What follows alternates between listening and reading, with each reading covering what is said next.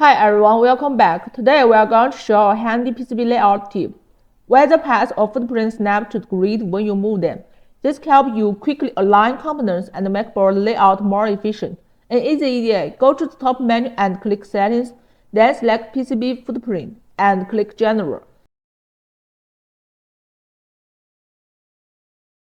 In the pop-up window, scroll down until you see the option related to moving component. Find Align in adjacent footprint path when moving footprint path.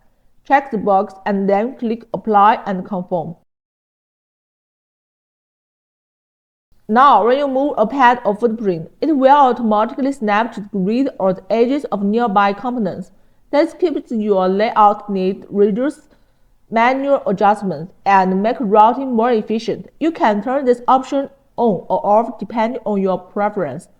That's it for this video. If you found this tip helpful, don't forget to like and subscribe.